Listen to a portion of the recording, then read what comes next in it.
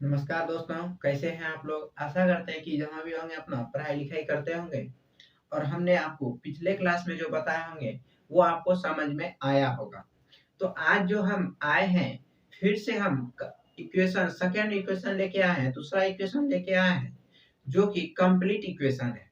हम पिछले क्लास में आपको बताए थे एक इक्वेशन, जो वो इनकम्प्लीट इक्वेशन था। इनकम्प्लीट इक्वेशन का मतलब हुआ कि उसका जो इक्वेशन था, कोई क्यूबिक इक्वेशन था, उसका एक स्क्वायर वाला टर्म मतलब सेकंड टर्म एब्सेंट था। अगर सेकंड टर्म प्रेजेंट रहे तो उस इक्वेशन को कैसे हम सॉल्व करेंगे वही वही आज हम आपको बताने आए हैं। तो देखिएगा, ध्यान से समझिएगा और जिस जगह समझ में आपको नहीं आए उस जगह आप कमेंट करके या कॉल करके या व्हाट्सएप करके आप समझ लीजिएगा।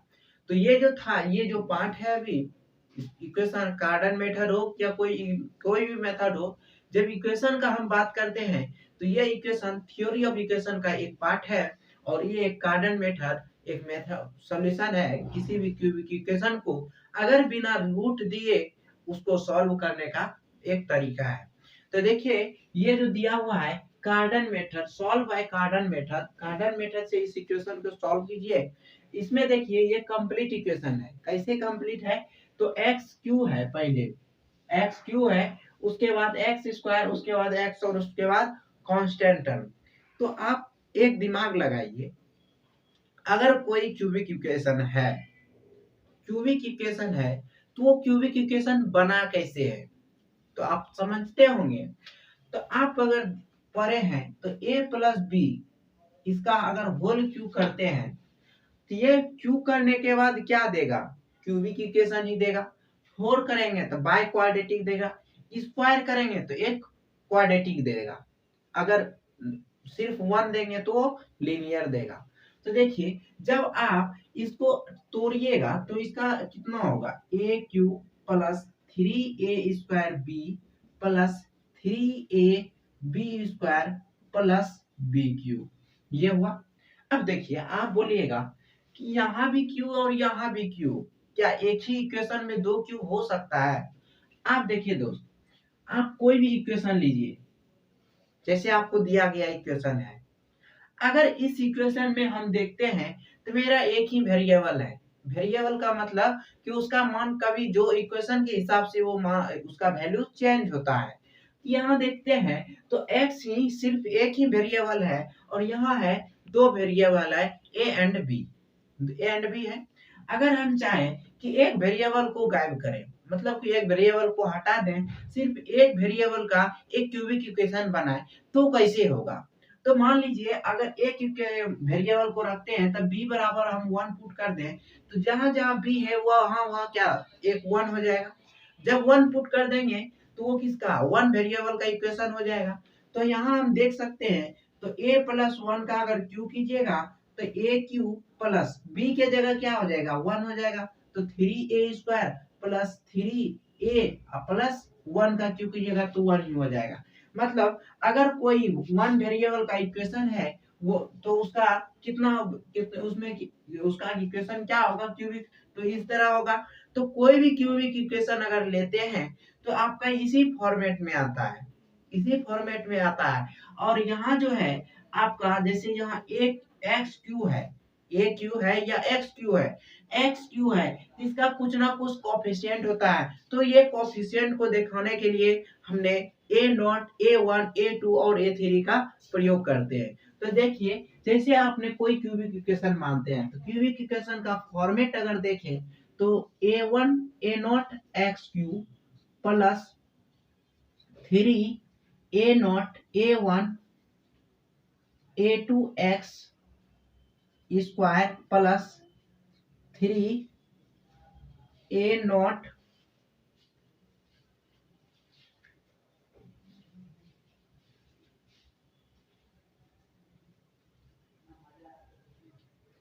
अगर मानते हैं कोई भी क्यूबिक इक्वेशन, जैसे a not x cube plus three a one x plus three a two x x square a two x plus a cube is equal to 0। ये A3 है। अब देखिए यहाँ क्या है, A0 है, यहाँ 3A1 आया, यहाँ 3A2 आया और ये A3 आया। अब देखते हैं यहाँ से, जैसे ये इक्वेशन है, फॉर्मेट है किसका, क्यूबिक इक्वेशन का फॉर्मेट है, और हमको दिया क्या गया है, given equation.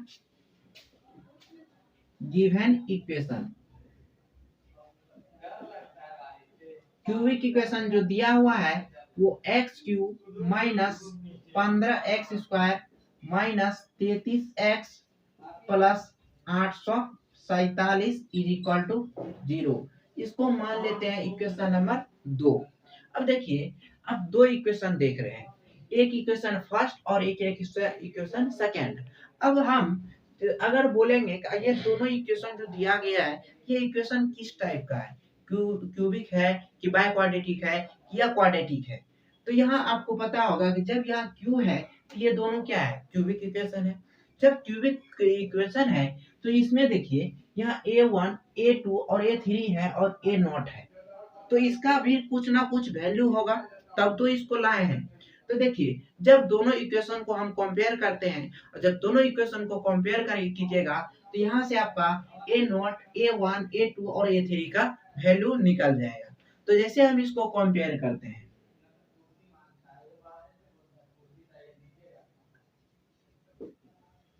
Comparing equation 1 and equation 2, जब आप इस दोनों को कंपेयर कीजिएगा तो इस Q वाले टर्म को Q वाले के साथ, तो Q खत्म, तो A0 का मान कितना हो गया, यहाँ इसका मान 1 हो गया। अब देखिए, अगर दूसरा हम देखते हैं तो यहाँ 3A1 है, तो 3A1 इज इक्वल टू -15। तो यहाँ से अगर इसको हम काटते हैं तो 5 बार में, तो A1 का मान कितना निकल गया, -5।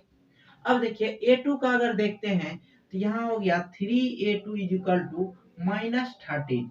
तो A2 का मतलब बराबर कितना हो गया, इससे काट दीजिए तो 11, तो -11।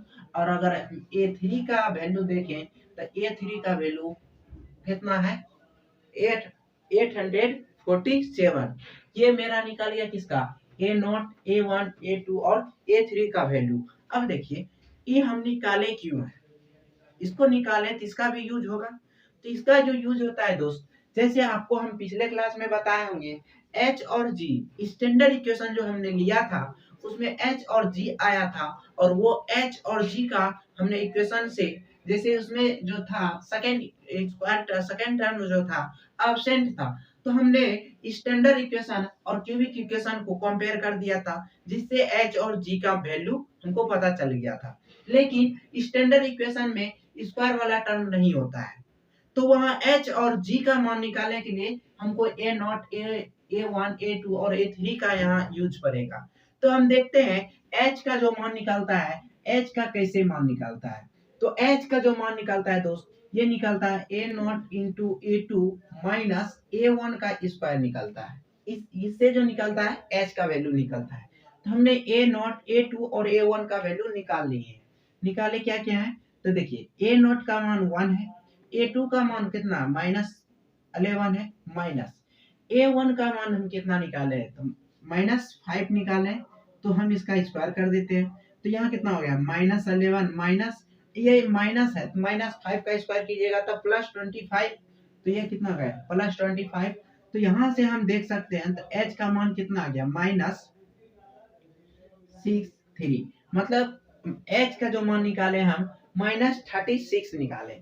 अब देखिए H निकाल लिए, तो अब हमको निकालना क्या है, G का मान। तो G का जो मान होता है, G बराबर होता है A0, G बराबर A0 का square into A3 minus 3A0 A1 A2 minus नहीं +2 इंटू A1 का क्यूब। इससे हमका मेरा G का मान निकलता है। तो अब देखते हैं G का वैल्यू कितना होता है। तो G का अगर वैल्यू निकाले तो A1 का स्क्वायर मतलब 1 का स्क्वायर, तो 1 का स्क्वायर इंटू A3 का वैल्यू कितना है, 847 माइनस 3। A1 का मान कितना निकाले हैं, 1 निकाले हैं, A0 का 1, A1 का -5, A2 का मान कितना निकाले हैं, -11 और +2 इंटू A1 का क्यूब मतलब -5 का होल क्यूब, यही निकाले हैं। अब देखिए जब हम इसको सॉल्व करेंगे तो ये हो जाएगा 847 माइनस माइनस माइनस प्लस, और ये माइनस माइनस ही रह गया, तो 3 से इसको गुना कीजिएगा तो 3 11 गुना 3 और गुने 5 कीजिएगा तो 165 हो जाएगा। अब देखिए -5 का क्यू कीजिएगा, तो क्यू जब कीजिएगा तो माइनस का तो स्क्वायर आता, और अगर यहाँ इवन पावर आता तो ये पॉजिटिव होता, ऑड है तो निगेटिव होगा, तो माइनस आ गया, माइनस गुने प्लस, तो यहाँ क्या आ गया माइनस। अब 5 को अगर क्यू कीजिएगा तो 125 आता है, तो अगर उसमें 2 से मल्टीप्लाई करते हैं तो 215 आ जाएगा। अब देखिए ये दोनों माइनस में, दोनों को जोड़ दीजिएगा, इसमें घटा दीजिएगा, जब इसको घटाइएगा तो आपका आ जाएगा 432, इतना आ गया। अब देखिए ये क्या है, जीरो से बड़ा है या जीरो से छोटा है, इस ये तो जीरो से बड़ा है। अब देखिए h और g का मान आप निकाल लिए, h और g का मान निकाल लिए, तो h और g का जब मान हम निकाल लेते थे तो इससे हमको क्या पता चलता था, उस रूट्स का नेचर, उसका रूट्स जो होगा क्या क्या होगा, नेचर। अब देखिए नेचर का क्या आप जानते थे, जी स्क्वायर प्लस 4h क्यूब, यही जानते थे आप। अब देखिए जी स्क्वायर, जी का वैल्यू कितना निकाले हैं 432, 432 432 का whole square plus 4 into h का मान कितना निकाले, माइनस एच का मान -36 का होल क्यूब। अब देखिए यहाँ अगर हम देखते हैं इसका भी स्क्वायर करना है, इसका क्यू करना है, इसका स्क्वायर और इसका क्यू करना है, तो उस दोनों का हम देख लेते हैं इसका स्क्वायर और इसका क्यू कितना होता है।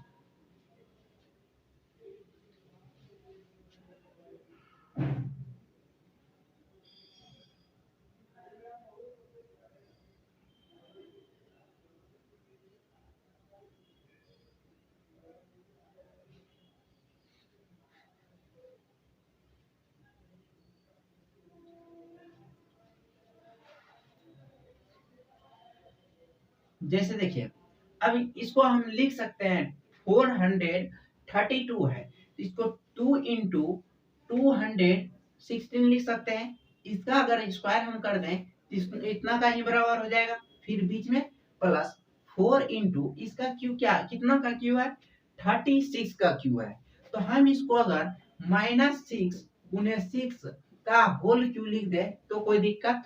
देखिए अब यहाँ से इस दोनों को अलग करते हैं, अब इसको भी अलग कीजिएगा तो 2 को अलग कीजिएगा, 2 का पावर 2 हो गया, गुने ये कितना है 6 का पावर 3 है, उसका पावर 2 हो जाएगा, मतलब पावर से पावर गुना हो गया, फिर बीच में प्लस 4 इंटू, अब हम यहाँ अगर माइनस को बाहर कर लें, अब देखिए ऐसे भी ऑड पावर है तो माइनस क्या माइनस में आएगा, ये माइनस हो गया, 4 है तो 4 को हम लिख सकते हैं 2 का पावर 2, और 6 गुने 6 मतलब 6 का पावर 2 है, तो 6 का पावर 2 है और उसका पावर 3 है, तो 6 का पावर 6 हो गया। अब देखिए 2 का पावर 2 तो 2 का पावर 2, 6 का पावर 6 तो 6 का पावर 6, मतलब ये दोनों काट के मेरा कितना आ गया 0 आ गया। जब आपको बताओगे कि इसका जब वैल्यू 0 के बराबर हो जाता है, जब इसका वैल्यू 0 के बराबर हो जाता है तो उस समय इसका जो रूट्स निकलेगा,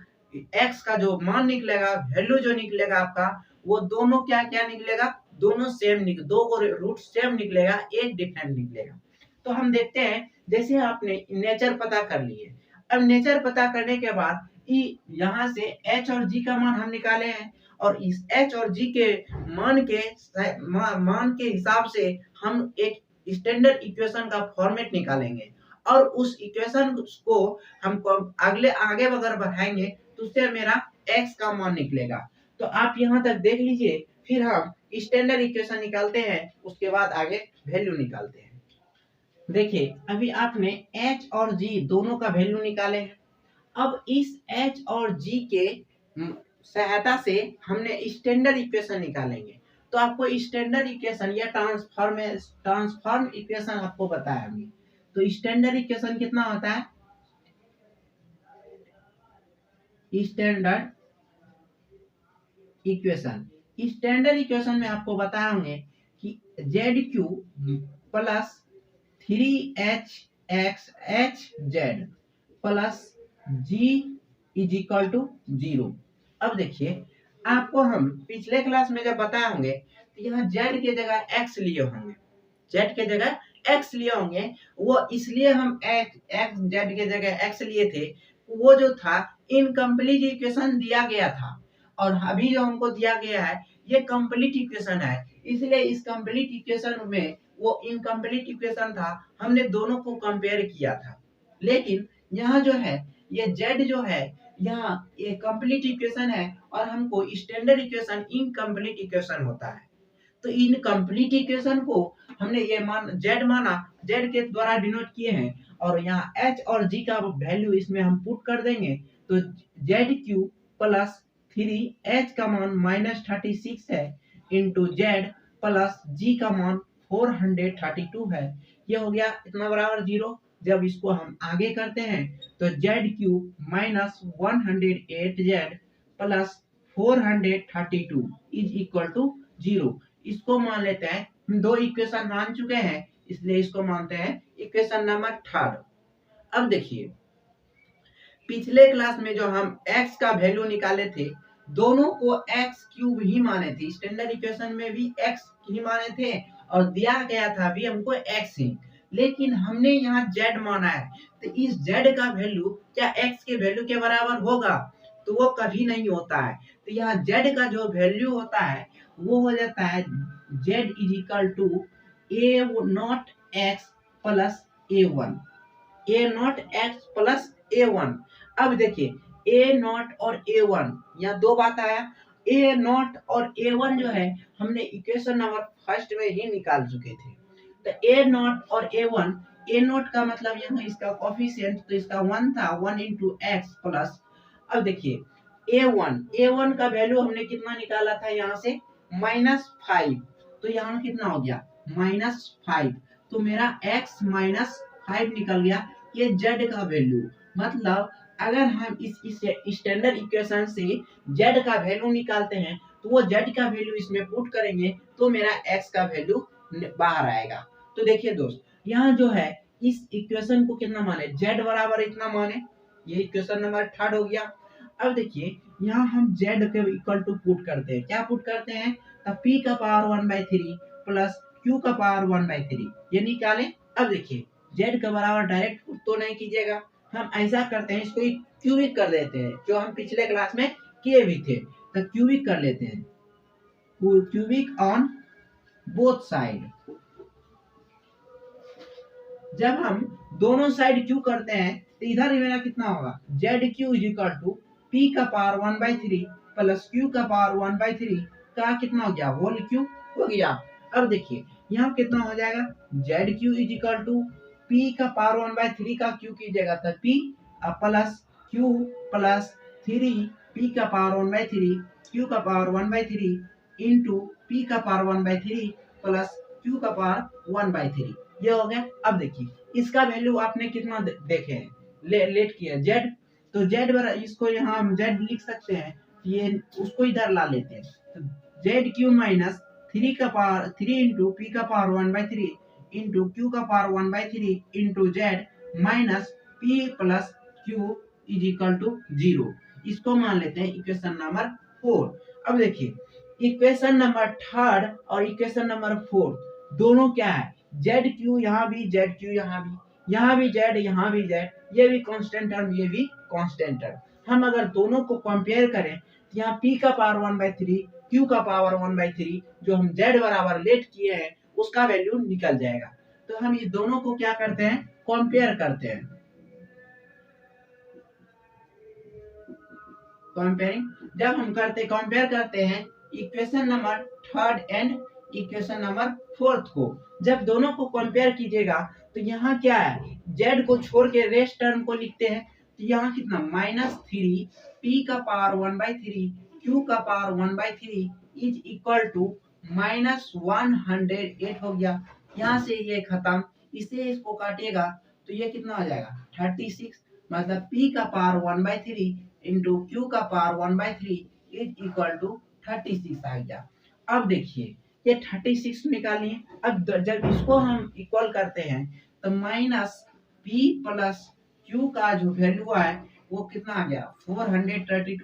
तो P प्लस Q का वैल्यू कितना आ गया -432। इसको मान लेते हैं इक्वेशन नंबर ए, इसको मान लेते हैं इक्वेशन नंबर बी।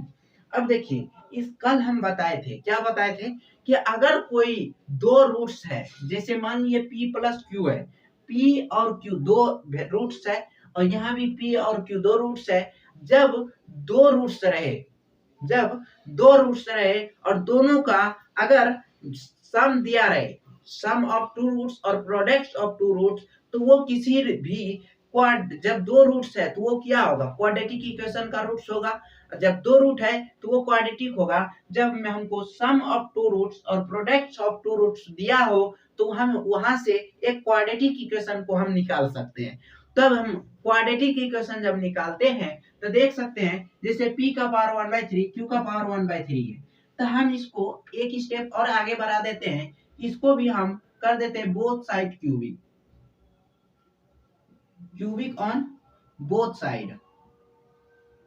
जब बोथ साइड इसको हम क्यू की करते हैं तब p इंटू क्यू का वैल्यू कितना हो जाता है p into q equal to 36 का होल क्यूब। ये हो गया इक्वेशन नंबर ए हो गया ये, और ये हो गया इक्वेशन नंबर बी। मान लेते हैं, क्या कर मान लेते हैं, let p and q be the roots of quadratic equation t। t से का कोई क्वाड्रेटिक इक्वेशन है जिसका रूट्स कितना है p और q है। जब p और q है यहाँ क्वाड्रेटिक इक्वेशन निकालते हैं तो t square minus p plus q into t plus p into q is equal to 0 हो गया। अब देखिए यहाँ से p into q equal to 0 हो गया। अब p प्लस क्यू और p इंटू क्यू का वैल्यू अगर इसमें हम पुट करते हैं तो यहाँ से मेरा आ जाता है quadratic equation t square minus p plus q का वैल्यू आपने देख रहे हैं minus 432 into t plus p into q का वैल्यू है 36 का whole cube is equal to 0। अब देखिए जब इसको हम आगे बढ़ाते हैं तो t square plus 432t plus 36 का whole cube is equal to 0। अब देखिए ये क्या है क्वाड्रेटिक इक्वेशन है, क्वाड्रेटिक इक्वेशन है, या तो आप इसको तोड़ सकते हैं, तोड़ के भी वैल्यू निकाल लीजिएगा। अगर नहीं तोड़ते हैं तो क्वाड्रेटिक फार्मूला जो होता है उसको हम यूज करेंगे। देखिए क्वाड्रेटिक फार्मूला अगर यूज करेंगे तो हमको ए बी और सी का वैल्यू होना चाहिए।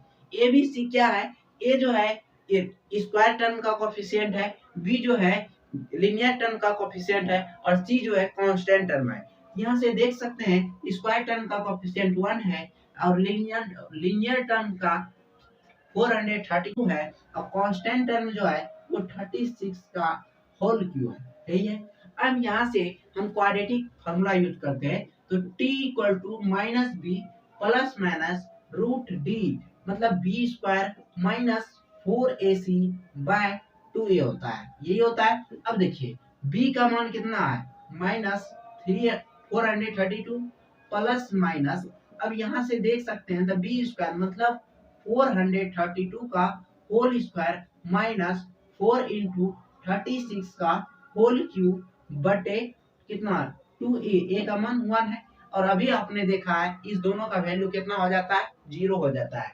अब देखिए ये हो गया। अब यहाँ से हम अगर देखते हैं तो t इज इक्वल टू मेरा हो गया माइनस 432/2, मतलब t का मान माइनस 216 मतलब 216 आ गया। अब ये चीज क्या मान आया है, t का वैल्यू आया और t जो है यहाँ क्या है, t जो है ये इसका रूट्स क्या क्या है p और q है। और ये आप पहले इस इक्वेशन का नेचर पता कर लिए थे कि जब यहाँ जब आप g स्क्वायर प्लस 4hq का वैल्यू 0 का इक्वल था तो आपने उस समय ही देख लिए थे कि इसका जो रूट्स आएगा वो रूट्स दोनों भी रूट्स इक्वल होगा। और यहाँ भी आप देख रहे हैं d बराबर 0 है और d बराबर 0 है तो रूट्स क्या होगा इक्वल होगा। यहाँ p का भी वैल्यू हो जाएगा माइनस 16 और Q का भी वैल्यू आ जाएगा -216। ये आ गया। अब देखिए जब दोनों यहाँ वैल्यू हो गया तो हम आप क्या जानते हैं, P का पावर 1/3 निकालना क्या है, P का पावर 1/3। तो हम यहाँ से P का पावर 1/3 करें तो इधर भी अगर P का पावर 1/3 करेंगे तो -6 का होल क्यूब इसका पावर 1/3 करना होगा। तो माइनस माइनस 3 खत्म हो गया, मतलब P का पावर 1/3 का मान कितना आ गया -6। तो Q का पावर 1/3 का भी मान कितना आ जाएगा -6 ही आ जाएगा। और P का पावर 1/3 और Q का पावर 1/3 का वैल्यू अगर मालूम हो गया हो तो यहाँ से हम Z का वैल्यू निकाल लेंगे और Z का जो वैल्यू आएगा उसको हम इसमें पुट कर देंगे। तो यहाँ से मेरा एक x का मान निकल जाएगा। तो आप यहाँ तक लिख सकते हैं, उसके बाद आगे हम बता रहे हैं। देखिए अभी P का मान कितना निकाले, P का पावर 1/3 का मान -6 और Q का पावर 1/3 का भी मान हमने -6 निकाला है। अब इस दोनों को हम पुट कर दें इक्वेशन Z में, इसको भी मान लेते हैं A, B मान लिए हैं, इसको मान लेते हैं C। नहीं तो इसको पहले मान अगर लिखे है तो A इसको मानिए और B और C दूसरे को मानिएगा, नहीं भी मान सकते हैं। तो यहाँ हम इक्वेशन A में P और Q का वैल्यू अगर पुट करते हैं तो Z का पावर -6 मतलब Z का मान -12 निकल गया। Z1 का मान निकला। अब आप Z2 का फॉर्मूला क्या जानते हैं, Z2 is equal to omega into P का power 1/3 plus omega square into Q का पावर 1/3। अब देखिए यह P का पावर 1/3, P का पावर 1/3 का आप मान निकाले हैं, कितना निकाले हैं -6 और Q का पावर 1/3 का मान कितना निकाले हैं -6। तो omega into -6 plus omega square into -6 ये हो गया। अब देखिए ये दोनों सेम है, दोनों को कॉमन ले लेते हैं तो यहाँ से कितना आ जाएगा -6 ओमेगा प्लस ओमेगा स्क्वायर। अब देखिए आप कॉम्प्लेक्स नंबर में पढ़े होंगे, क्या पढ़े हैं, तो 1 plus omega square is equal to 0 होता है, ये आप पढ़ चुके हैं। अब देखिए यहाँ क्या है, ओमेगा प्लस ओमेगा स्क्वायर है, मतलब इस दोनों को रखना है। तो omega plus omega square is equal to देखते हैं तो -1 हो जाता है मेरा। अब देखिए वो -1 अगर यहाँ हम पुट करते हैं तो ये हो जाएगा -6 इंटू -1 मतलब +6 हो गया। अब देखिए Z2 है और Z3 का भी क्या जानते हैं, ओमेगा इंटू Q का power 1/3 plus omega square into P का पावर 1/3 ये हुआ। अब देखिए Q का पावर और P का पावर दोनों सेम है, इसको हम अगर कॉमन ले लें -6 हो जाएगा। फिर ओमेगा प्लस ओमेगा स्क्वायर, इसका मान कितना होता है -1, तो -6 इंटू -1 तो मैं कितना हो गया +6। ऐसे भी आपको पता होगा कि आप जो निकाले थे नेचर इसका जो निकाले थे g² प्लस 4h2 का वैल्यू, ये जो था क्या था 0 था। इससे क्या हुआ, जैसे द्विघात फॉर्मूला में अगर d का वैल्यू 0 रहता था उस समय उस द्विघात समीकरण का दोनों जो रूट होता था वो सेम होता था। तो उसी तरह जब इसका वैल्यू सेम हुआ तो इसका वैल्यू सेम होने के कारण इसका रूट क्या हो गया, सेम हो गया। देखिए जब ये रूट सेम हो गया तो ये Z1 था, Z2 है और Z3 है, तीनों का वैल्यू एक एक करके इस इक्वेशन में अगर पुट करते हैं तो मेरा x का वैल्यू निकलता है। तो देखिए z इज इक्वल टू कितना था x माइनस 5, तो यहाँ x अगर फ्री करते हैं तो z प्लस 5 हो जाता है। ये इक्वेशन जो है मेन इक्वेशन है। अब हम इसको अगर अलग करें x1 को तो z1 प्लस 5 हो जाएगा, क्योंकि x का फर्स्ट वैल्यू निकाल रहे हैं। तो z1 का वैल्यू आप कितना निकाले हैं -12, तो इसको हम पुट करते हैं तो -12 प्लस 5 तो ये कितना हो गया -7। अब देखिए ये x1 का वैल्यू आपको निकला है, अब x2 अगर निकालते हैं तो इसी पे बैठाइए तो z2 प्लस 5 हो गया। अब देखिए z2 का वैल्यू कितना निकाले आप 6, तो यहाँ हम 6 अगर पुट करते हैं तो 6 प्लस 5 ये कितना हो गया 11। फिर हम अगर x3 का वैल्यू निकालें तो ये z3 प्लस 5 हो जाएगा और इसका भी वैल्यू 6 प्लस 5 ये भी कितना हो गया 11। तो ये था आपका इस समीकरण, ये जो इक्वेशन दिया गया था कार्डन मेथड से सॉल्यूशन का, उसको हम अगर सॉल्व किए और आप ये सामने ये सॉल्यूशन है और इसमें आप देख रहे हैं x का 3 वैल्यू आया, x का -7, 11 और 11। अगर आप ये वैल्यू निकालें तो ये वैल्यू इस इक्वेशन का है, इस इक्वेशन का है तो ये वैल्यू इस इक्वेशन को सेटिस्फाई करेगा, तो ये वैल्यू अगर इस इक्वेशन में रख के आप देखिएगा तो इक्वेशन को जीरो करेगा। अगर जीरो नहीं करता है तो ये आप जो निकाले हैं ये गलत है। तो आप ये करके देख लीजिएगा, ऐसे ये जो निकला है ये ही सही है। तो आज जो है हम सेकेंड क्लास में यहाँ तक बताएं, और आपको अगर इस जगह तक में कहीं भी दिक्कत हुआ होगा तो आज कमेंट करके या कॉल करके या व्हाट्सएप करके आप समझ लीजिएगा, क्योंकि अगर नहीं समझिएगा तो यहाँ से एक क्वेश्चन आता ही है, चाहे वो कंप्लीट इक्वेशन हो या इनकम्प्लीट इक्वेशन हो। तो आज हमने कंप्लीट इक्वेशन के बारे में बताया और पिछले क्लास में इनकम्प्लीट इक्वेशन के बारे में बताया था। तो यहाँ से एक क्वेश्चन आपका क्लियर होता है। तो आज का क्लास यहीं पे ऑफ करते हैं, फिर मिलते हैं अगले क्लास में। तब तक के लिए जय हिंद।